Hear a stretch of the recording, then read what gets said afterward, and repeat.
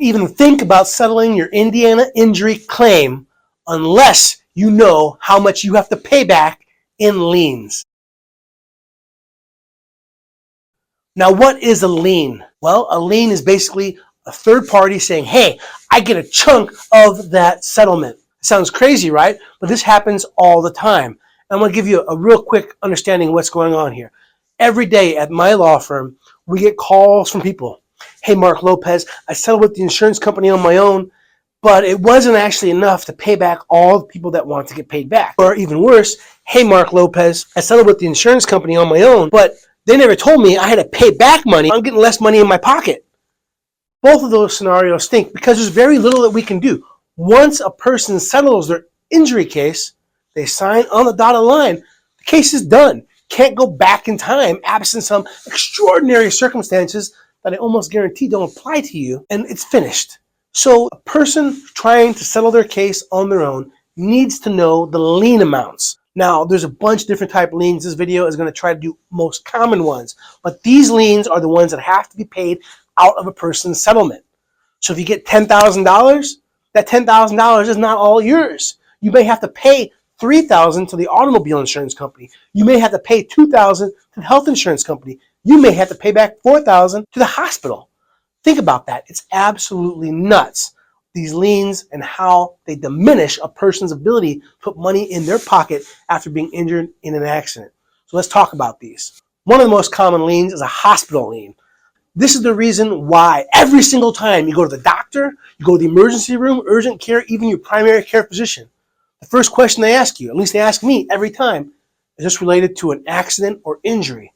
The reason they ask that is because if you say yes, then they have the ability to put a hospital lien on your treatment. Now, why would they want to do that? Well, they want to do that because a hospital lien puts more money in the hospital's pocket.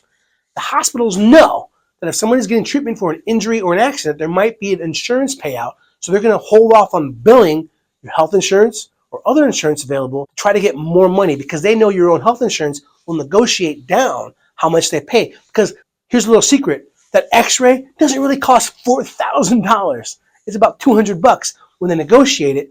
And so they overcharge knowing that it's going to be reduced. But with a hospital lien, they can look the injured person in the face and be like, no, that's a $4,000 x-ray. It's nuts. But hospitals have a financial incentive to try to use the hospital lien statute. The hospital lien statute is devastating. Basically, all the hospitals care about is getting paid back. And as long as they're getting their money, they don't really care too much about you. Hospital lien statute says, hey, an injured person only really needs 20% of a settlement in their pocket. 80% needs to go towards paying a hospital. Now that's an oversimplification, but that's basically on the mark. Hospitals are in it for themselves. But Mark, these hospitals are not for profit. Yeah, they're not for profit, but their revenues exceed expenses at an alarming rate. Think about that. That's called profit, but they're not for profit. Hospital lien statute is devastating, and settling a case without knowing what is owed under the hospital lien statute will result in some serious sadness on your part. Now, the hospital lien statute is number one. Number two is other medical providers. Now, other medical providers may not get as much protection under the law as hospital lien statute, but a lot of medical providers outside of a hospital will try to determine if the reason for the treatment is an accident or injury case, because then they're going to also try to put a lien on a settlement. They're going to try to do the same thing hospitals do. Oh, this visit was a $5,000 visit. In reality, your own health insurance would negotiate that down to maybe $500, maybe $200. Everybody wants to try to put the most money in their pocket at the expense of the injured individual. That's messed up. That's the world we live in, especially in Indiana with the way the laws and the rules are here. So even if there's not a hospital lien statute, we still have to know what the medical providers are saying they have a lien on. These medical providers will try to say that they have a contract with you to pay them back the value of their services and that they lien against the case.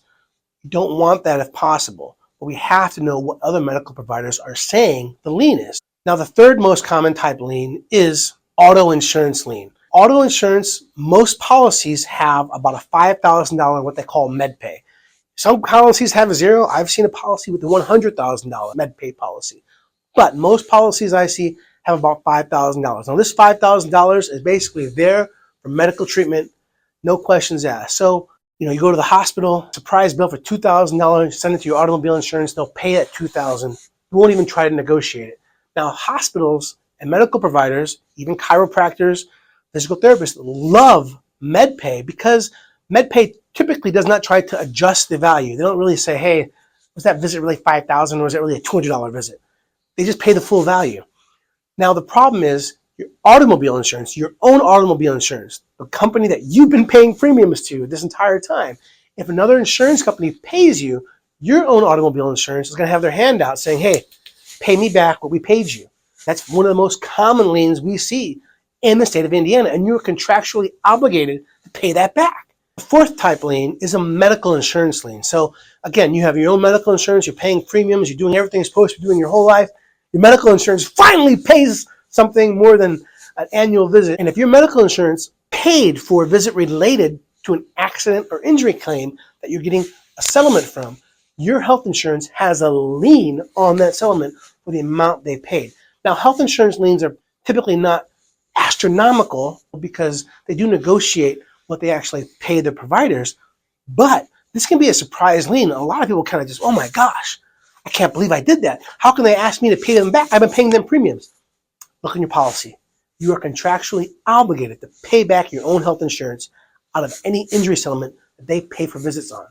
That is one of the most surprising liens we talk about with our clients constantly. The fifth one is a Medicaid lien. If a person is on Medicaid, well, Medicaid is going to expect to get paid back if they provide treatment or they pay for treatment that's related to an accident or injury. So again, Medicaid liens are one of the bigger ones. Next one is Medicare. If a person is on Medicare and Medicare pays for treatment that's related to an injury case, well, I'll be honest with you, Medicare is like the biggest deal of all time. Well, you have to pay it because Medicare can always go back in time. Medicare liens are so serious that most insurance companies won't even consider paying a person unless they know what the Medicare lien amount is, because Medicare can actually go back on the insurance company that paid the individual, say, well, you should have talked to us first. It's like a true gangster type lien. They're going to come after anyone and everyone to get that money. So Medicare liens are huge. If a person's on Medicare, they have to know what was paid. There's no messing around with any of these liens. But Medicare, whoa, that's the real scary one. There's also workers' compensation. Now, workers' compensation can get complicated because, if there's only a workers' compensation case, well, then they're going to know what's going on. But if there's a workers' compensation case as a result of somebody else injuring you, one of the more common ones is, you're doing your job in the street and somebody hits you. Well, it's a workers' comp case because you're doing your job, but the person hitting you, that's a third-party claim. Now, workers' compensation is going to want to get paid back from anything that was paid from the settlement of the guy that hit the worker, the third-party claim. And one of the big things we see here is one cannot settle the injury claim before the workers' claim is finalized, just because that's the law. And it's malpractice, and it's a terrible idea because it messes things up. Because workers' comp always gets paid back out of the third-party settlement. Workers' compensation always has two parts. Hey, here's the money we're paying you for missing work, and also medical payments coverage. Here's the money for your partial permanent impairment or your permanent injury. But there's always multiple parts of a workers' comp lien. And you have to know what all of those are because they stack. 1 + 1 = 2. In workers' comp, they want to get paid all of their money back. The next one is VA lien. So if anybody receives treatment from the VA as a result of a automobile crash, injury crash, slip and fall, the VA is also wanting to get paid back. So we've listed, I think, 8 or 9 liens that people that want part of an injury settlement. Don't even think about settling your case until you know what these liens amount are. Because to be very frank with you, I don't like insurance companies. I think insurance companies play a lot of games and they make things extra hard. But an insurance company, when they pay a person $10,000, $20,000, $100,000, $1 million, may not know what all the liens are because that's not really their job. A lot of them do keep tab, especially Medicare, automobile insurance, health insurance. They might keep tab, but they may not know all of them because that's not really their job. That's kind of separate with that. So I think they do play games. I think they play dumb, and they're definitely trying to get you to take a low ball amount. Oh, $10,000 seems reasonable, right? Your bills are only $3. Well, yeah, there are $3 out of my pocket, but health insurance paid $2, and then my MedPay paid $3. So the $10,000 really ends up being $1,500 or $2,000 in my pocket. Insurance companies play games but they may not know all of the liens amount. That's going to be the burden on the person who's receiving the settlement. Liens get complicated, even for experienced attorneys. That's a fact. Liens are complicated. I don't blame anyone for not wanting to deal with it, but you can't ignore a lien amount. Now, attorneys, when they're involved with the case, typically will help negotiate a reduction in liens. And that's one of the coolest parts about this, because reducing the liens puts more money in our clients' pockets, makes clients happier and likes us better. And that's what we want. We want to help our clients. Experienced attorneys can help reduce liens.